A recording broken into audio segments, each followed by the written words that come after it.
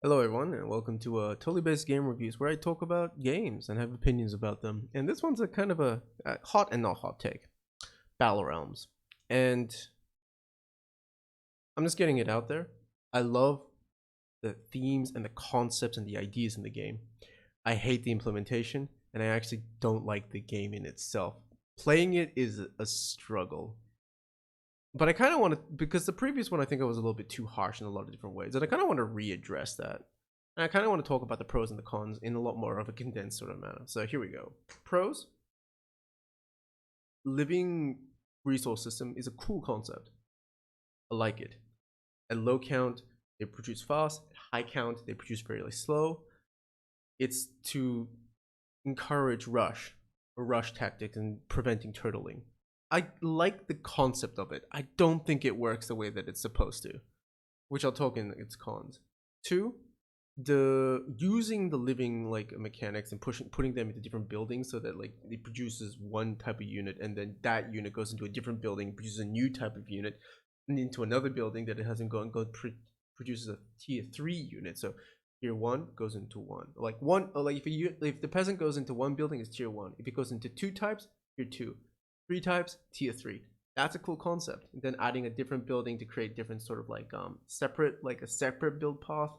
And then that's the cool thing, right? And then third, it's that with each of these tiers of units, you can basically have battle gear that changes how they play in two directions. A samurai could basically do it so that he does a shit ton of damage, and the other one is basically he receives damage shared between different samurai or whatever. That's really fucking cool concept. Four, the unit diversity is really cool. I love the different types of units across all four factions. They're really good. Five, the voice acting in it's really good. Six, the animations on the individual level, each of the characters I actually genuinely enjoy. Seven, I like the fact that death bowling, like just making one type of unit and just pushing, is not good, because you actually have to have a bit of a balance between one or two things. It's a lot, like 2 to 3 different sort of units at any point in time. All of these I like. Now let's go into the cons. And I think I'm doing a good job, because this is the first time that I've actually managed to do all the pros within the first 3 minutes. The stamina system I really don't like. I like in concept the idea that you use stamina to use abilities. But the entire point of running, I hate running, because units move fucking slow and you need to double click to make them run, right? Here's a problem that I personally feel like playing this game a couple of times. Your low peasant count means that you basically should produce units quickly and then push them out. So you're fighting a tier 1, tier 2 mostly, push them out. Cool concept, right? Well, if you go across the map, if you're walking slow, then they will have a bigger army than you when you arrive. If you run, you're fighting at 0 stamina, which means you're not going to be able to use their abilities and you'll be somewhat weakened. And not to mention, you can build defensive structures, which are broken for some of the factions. They can just solo armies for some point, for what I feel. And it's so you basically had a mechanic that's prevent turtling, but the gameplay in itself basically says if you're defending, you're good. I don't get it. And when I watch people play at a really high level, it's either two types of games usually occur, which most RTSs have, but it feels really bad in this. One, they just literally build their base right next to the enemy and just constantly attack. And the second one is where they basically wait till their economy is super big, pump everything in, and then just go for a death push. And if it doesn't, it becomes this straggle fight it's just weird. You're just watching one thing fight and just slowly, and if the other person builds a tower, you're kind of fucked, and it's not entertaining to watch. And personally, for me, I don't think it's entertaining to play, because I did try it a bit. I just didn't like it, man. And three, the campaigns for me in RTSs, one, are supposed to have some sort of story, whether it be good, bad, who cares, but at least at the end of the day, it's supposed to teach the player how to play the game, right? And each encounter in a map is supposed to ease you into a certain type of encounter and how to interact with the game. AKA, if you give people a bunch of snipers, have a level where the AI or the map is designed that a bunch of weak characters come in and get you snipe them, and then you learn how to use the sniper in those sort of situations, and then you try to move in don't go because there's tanks and snipers aren't good against tanks. However, if you add this thing on, it becomes armor piercing, and then you could probably snipe the character in the tank. You're like, oh cool, that's cool. That's how a campaign should work. It teaches the player how to use your units in different sort of situations, and then slowly adds more and more and more. Command and Conquer, like Tiberian Wars and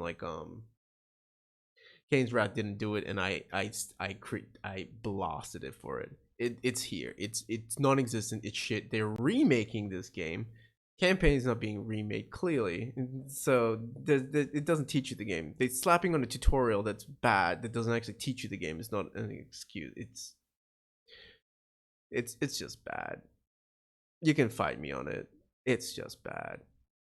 For the UI is terrible, and they were proud of an update, retextures. I looked, I was I don't notice a difference. Can you add tooltips? Could you add tooltips to most of your stuff? And something the reason why I mention is when I was playing the campaign, they might have added it now. I don't know, but when I was playing through it, right, I would hover over something and it just wouldn't explain what it does. I'm how am I supposed to know? There's a mechanic in this game called yin and yang, right? And depending if you're a bad faction, you get yin. If you're a good faction, you get yang. But you have to fight away from your base, and you get yang. And then with these points, you basically pump them into development, to strengthen your units, an upgrade, right? This concept is not really explained in the campaign, nor is it really explained anywhere. It is explained in the fucking handbook that I looked up online and other people talking about it in the video, but it's not really a concept that's explained in the game, which once again, the game doesn't explain shit. A lot of the concepts within the game are just not explained at all, and it's a very non-user friendly experience. If you come into this with the idea that, oh yeah, nostalgia, this game was fun, cool, and you just looking at the units and seeing what they do, cool. Honestly, I got a lot of joy out of it. I'm just kind of disappointed because it's not a game that I actually want to play. It's a game that I like to look at. It's not a game that I actually want to play because playing it is tedious as hell. Once again, if you get a group of units and run, once again, stamina mechanic, which I don't like. If one of those units runs out of stamina, the entire platoon stops running and just walks. And then, trying to maintain all of the little stamina bars to see which unit can use what sort of ability, and because there's so much visual involvement on the screen, I half the time I don't know what's happening, and then something blows up and all my units, and I'm bad.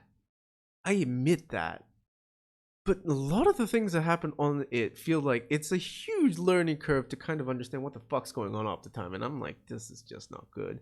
If I was just reviewing the 2001 version, that's fine. I think they started remaking in 2019 or something. It's 2022. They're not changing it. This is just how it is. When I get it, nostalgia, and people don't like anything to change. But there's certain quality of life features that I'm pretty sure no one's going to complain about to try to help ease new player bases in, and it's just non-existent. So yeah, that's pretty much it. I love the concepts, I love the ideas, I love the look, I love pretty much all what I see. I hate the implementation, and I dislike it even more because it's getting a remake, and they haven't changed anything to make it better. They just made it work, which I guess is better than nothing. That's not great either. So yeah. This is the first game that I think that I decided to play on stream and genuinely gave a thing that I said I don't like it, and it kind of feels weird, it kind of feels bad, and I dislike the fact that I am saying it, but it is an opinion piece, right? I don't like the game. I want to like it. I just don't like it. It's not a boring game. It's not a bad game. It's a frustrating game to play. Very non-user friendly. The learning curve is hard. And it's more micro intensive than Brood War, and that's my benchmark. You gotta individually micro things at such a like level that it's just like I don't have any fun. For those guys that are like, you know, I don't know, like RTS junkies, go to town. But yeah, this is my revisited like opinion piece about Battle Realms Zen Edition, and I say with heavy heart, I don't like the game. Can't recommend it. If you like it in nostalgia and just looking like things, cool. Spend the $20-$30 on it. Is it worth the price? I wouldn't say so. I'd say buying the 2001 version, trying to like get patches, get it work or mods, you'd have the exact same experience. Actually, I think you'd have a better experience because I think the textures wouldn't be as bad. Because I didn't even talk about some of the bugs and glitches in it because I literally don't care. That's not my thing. Yeah, I do like the game. I like the idea of the game more than I actually like it, and that's just a pity. But I guess it is what it is. Next one is probably going to be Battlefleet Gothic Armada 2. See you then.